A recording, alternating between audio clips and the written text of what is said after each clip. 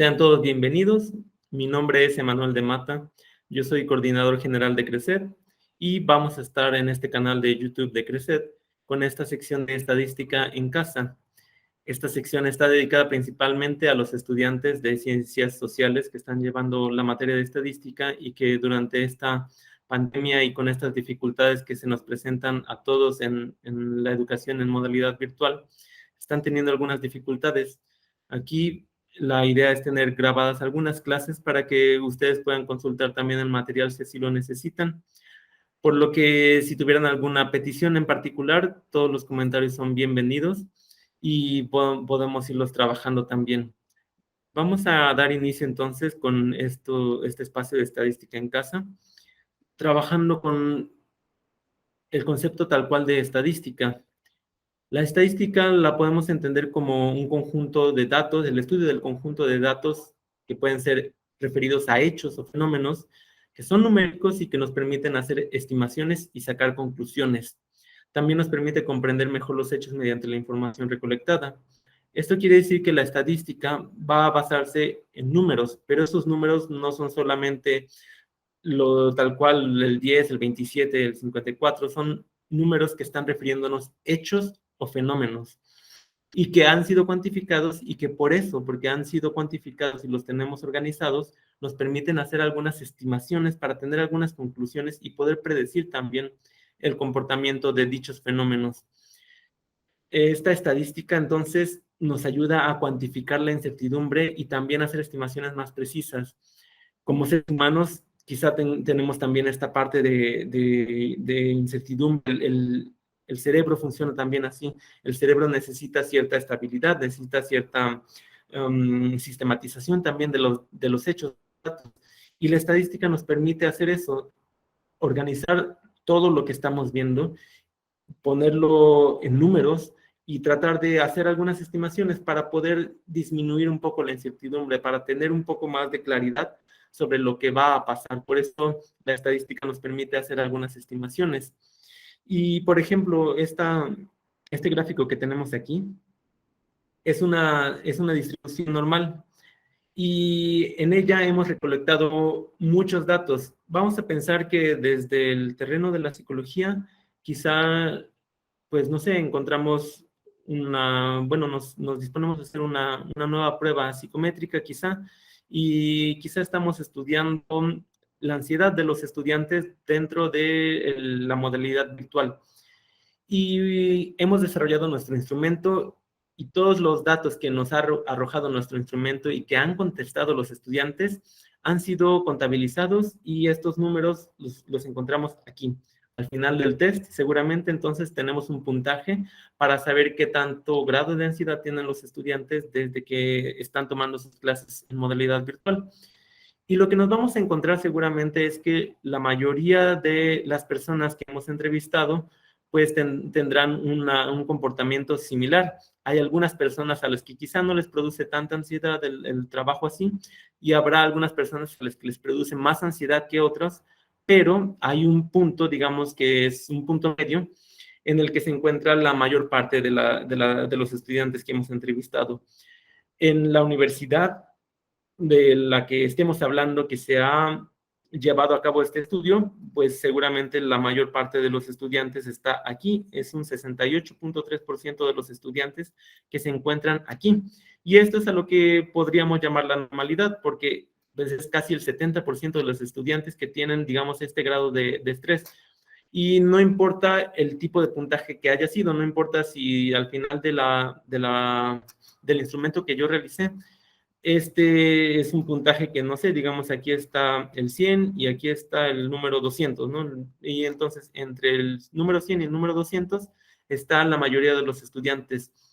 Y hay algunos que tienen un puntaje más alto de 200 y hay algunos que tienen un puntaje menor de 100. Y entonces vamos a estar haciendo esta recolección de datos que nos están refiriendo a la ansiedad que están sintiendo los estudiantes y nos vamos a permitir también entender que hay un punto donde se concentra la mayor parte de los estudiantes y algunos están más arriba y algunos están más abajo.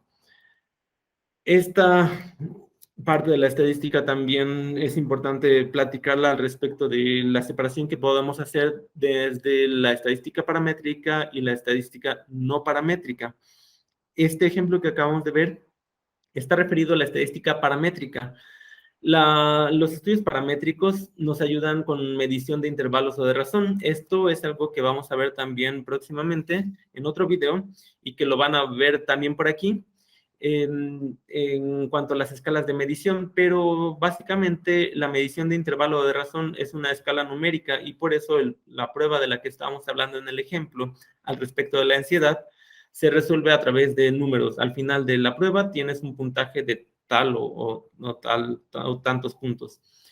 Este tipo de estadística paramétrica se aplica a muestras de gran tamaño, por eso nos ayuda con estimaciones con parámetros poblacionales y por eso también se da un supuesto de distribución normal. Es decir, como tenemos al final de nuestra prueba un número, o sea, esta prueba que hemos desarrollado nos arroja un número, los podemos ordenar y sabemos que cada puntaje equivale a una persona que ha contestado esta prueba y entonces vamos a hacer una colección de datos que se puede parecer a esto. Y si agarráramos a todos los estudiantes de esa universidad y los pusiéramos dentro de este esquema, pues seguramente aquí nos encontraríamos con que tiene una figura semejante, porque la mayor parte de los estudiantes están aquí. Decíamos algunos más arriba y algunos más abajo. Mientras que la estadística no paramétrica nos habla de un tipo de medición que es más bien categórica o nominal. Es decir, simplemente establecemos categorías que no tienen tanto que ver con los números. Y podríamos hablar, por ejemplo, con categorías como simplemente es hombre o es mujer. Si es hombre o es mujer, no podríamos establecer o no podríamos poner dentro de este esquema dónde están los hombres y dónde están las mujeres. Lo que sí podemos hacer es contar cuántos hombres y cuántas mujeres. Pero si estamos hablando de una medición exclusivamente es hombre o es mujer, no podemos decir que está en medio o que está arriba o que está abajo, simplemente son dos categorías diferentes. Y a veces estas categorías también pueden estar jerarquizadas y podríamos decir, por ejemplo, de un presupuesto mensual que puede ser alto, medio o bajo y siguen siendo tres categorías diferentes. Y sí podríamos hacer algo que se parezca a esto, ¿no? Algo que es alto, algo que es medio y algo que es bajo, pero al final solo estoy estableciendo categorías, no estoy hablando de un puntaje como tal. Eso es lo que pasa con la estadística no paramétrica. No tenemos el puntaje como tal, sino que estamos hablando de variables que son categóricas o nominales. Y también estamos hablando de muestras que son más pequeñas, porque si, por ejemplo, yo aplicara esta misma prueba de ansiedad de manera aleatoria en la calle, pues quizá alguna persona caiga por aquí, porque sabemos que esto sería lo normal, y quizá haya otras personas que caigan por acá, y quizá una caiga por acá, y entonces el dibujo que se trazaría sería mucho más diferente, porque solo son un par de personas.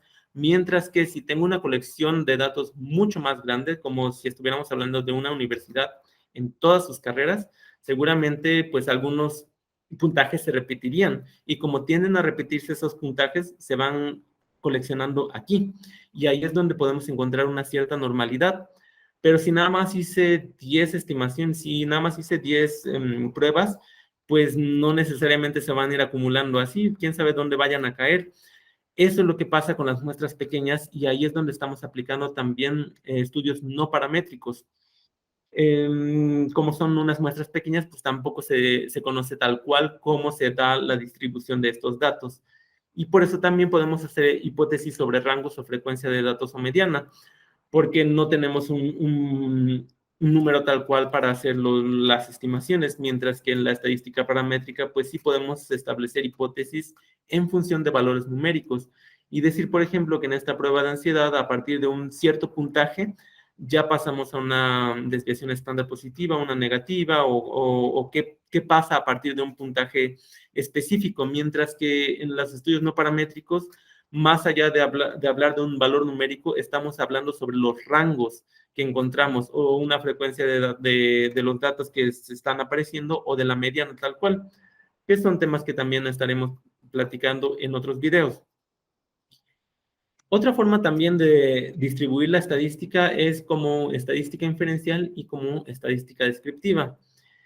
En un primer punto, lo ideal es que trabajáramos con la estadística descriptiva, porque esto es lo más sencillo al final de cuentas en la estadística, porque simplemente estamos describiendo los datos de todas estas encuestas que yo realicé. ¿Qué es lo que encontré? ¿Cuántas personas tuvieron este puntaje, por ejemplo? Y ahí puedo hacer otro tipo de estimaciones también, si tomé algunos datos socioeconómicos, quizá de la edad o quizá de género. No sé, podemos hacer otro tipo de descripción de los datos que estoy recolectando.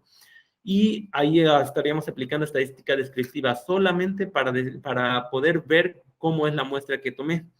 Y podemos también hacer alguna definición de las situaciones que se encuentran ahí en función de lo que estoy viendo en los datos tal cual. Por eso también la estadística descriptiva nos permite analizar y presentar datos organizados de forma significativa, porque yo te puedo dar un puntaje específico y, bueno, sacaste en esta prueba, pues un puntaje de 220. Y bueno, ¿qué significa sacar un 220? ¿Eso es bueno? ¿Eso es malo? ¿De qué me sirve a mí saber eso? Por eso tiene que ser un análisis no solamente de números, sino de organizar los datos que encontramos ahí y darle un significado, tratar de darle un sentido, algo significativo para mí y para los demás también. Esta estadística, por supuesto, nos ayuda a escribir los datos y a resumir la muestra, que es lo que encontré tanto en lo que ellos contestaron de la prueba, tanto en las personas que me ayudaron a responder esta prueba. Y al final podemos encontrar cuadros, gráficas y tablas para resumir toda esta información. Me puedo referir a una gráfica de barras o un histograma, o puedo hacer una gráfica de pastel o cualquier otro tipo de gráfico más especializado dentro de la estadística, para entender los datos de una manera visual en un solo golpe de vista. Y se acabó. Para eso nos sirve la estadística descriptiva. Mientras que la otra parte, la estadística inferencial, nos habla sobre las conclusiones poblacionales tras la observación de muestras. Porque si yo ya tengo, por ejemplo, esta muestra que tomé en una universidad y me voy a otra universidad diferente a hacer un examen también de esta misma prueba y lo enfoco nada más a los estudiantes de nuevo ingreso, por ejemplo, ya puedo tener una idea de qué es lo que me voy a encontrar ahí, porque ya tengo una población y estamos hablando de estudiantes universitarios quizá dentro del mismo estado.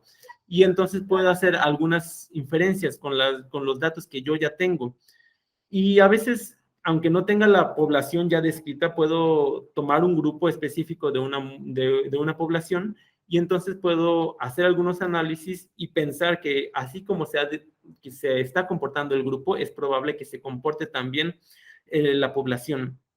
Por eso esta estadística inferencial nos ayuda a pensar en las posibilidades de eventos o fenómenos, porque ya veo cómo se están distribuyendo los datos y puedo pensar que la próxima vez que suceda este fenómeno o la próxima vez que pase algo semejante, voy a tener una mayor certeza de qué es lo que puede pasar. Si bien no tengo la seguridad y en estadística, en ciencias sociales, no voy a tener 100% la seguridad de lo que va a pasar, porque estamos hablando de seres humanos, sí puedo tener un menor grado de incertidumbre, porque ya he visto cómo se comportan los datos y cómo se comportan los resultados de una prueba, por ejemplo, en otras ocasiones. Esta estadística inferencial también nos va a permitir comparar, probar y predecir ocurrencias, lo que comentábamos justamente de que puedo tomar dos grupos diferentes de la misma universidad o dos universidades diferentes y hacer una comparación entre cómo se está comportando un grupo y el otro y ver pues cómo puedo integrar quizá estos datos de un grupo y de otro.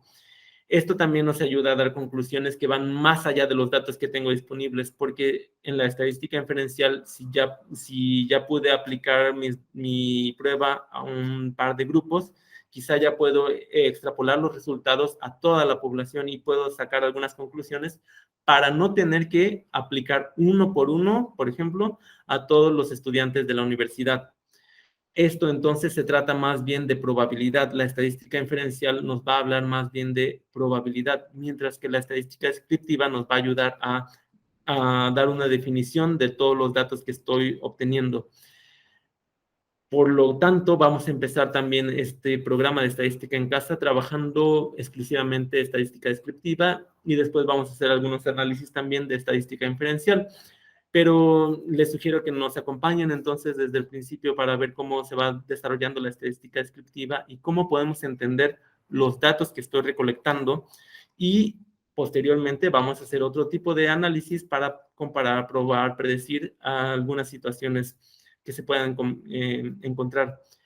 Esto sería todo de momento, entonces espero que nos veamos pronto en el siguiente video. Mi nombre es Emanuel de Mata y me da mucho gusto estar aquí compartiendo con ustedes. Hasta la próxima.